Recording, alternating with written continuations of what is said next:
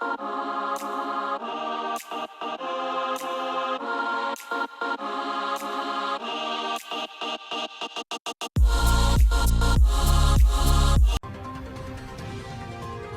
my eyes.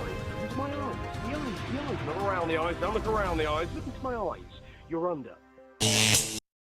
This is the referendum that no one thought was going to happen.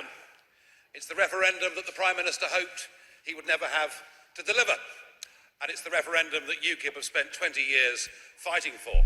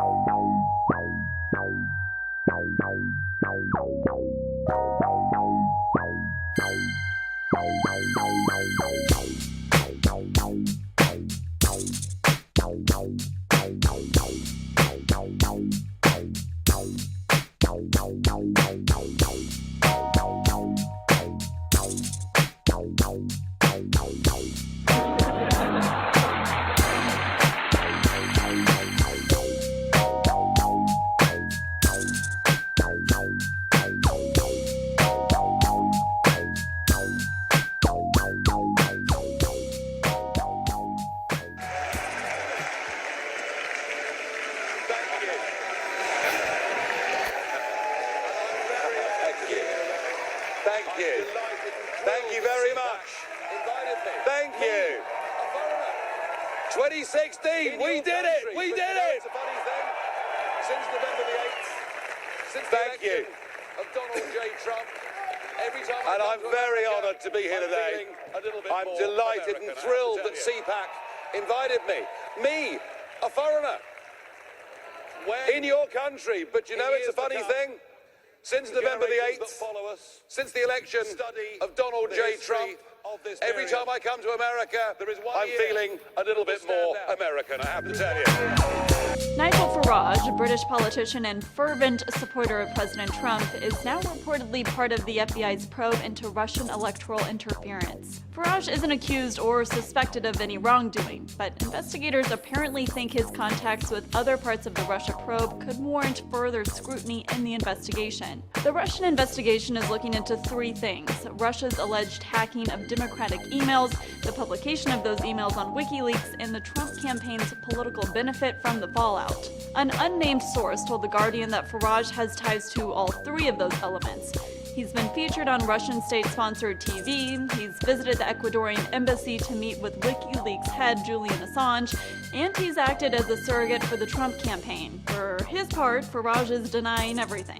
If ever I've seen an example of fake news, it's this. During a recent interview, Farage stated he's never been financially compensated by Russia and has never visited the country. He's also maintained that he only visited Assange to set up an interview for his radio program. Full story is perhaps one of the best examples of fake news that you've ever seen. This is an hysterical conspiracy theory dreamt up by those in the liberal media who simply can't get to grips with the fact that Brexit and the election of Donald Trump Hang on a minute. I think you protest too much here. Let's just stick with the facts. The FBI, the Federal Bureau of Investigation, has described you as a person of interest, in their investigations into links between Donald Trump and the government in Moscow. But hang on a minute. They don't do that very lightly, do they? I mean, that's quite a big deal, isn't it? When asked a question by a journalist, they've refused to confirm or deny it. They have not said specifically that I am a person of interest. That is nonsense. And how could I be? Because if the FBI are conducting an investigation into Russian links around the Trump administration, I'm about the last person they'd ever look to. I've never been to Russia. I've never done business in Russia. I've never traded or dealt with a Russian bank. I have no Russian political contacts whatsoever. Perhaps one of the best examples of fake news that you've ever seen. This is an hysterical conspiracy theory. I have no Russian political contacts whatsoever. I've never been to Russia. I've never done business in Russia. I've never traded or dealt with a Russian bank.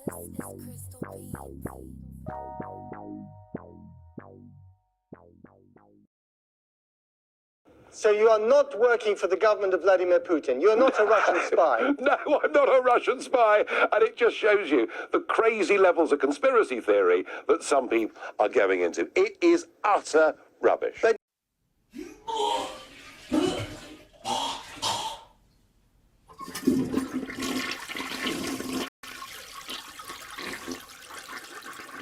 I have no Russian political contacts whatsoever. No, I'm not a Russian spy. No, I'm not a Russian spy. No, I'm not a Russian spy. But you have spent an awful lot of time in Trump Tower. You were traipsing in and out of Trump Tower a lot last year. You were in that golden elevator a lot with...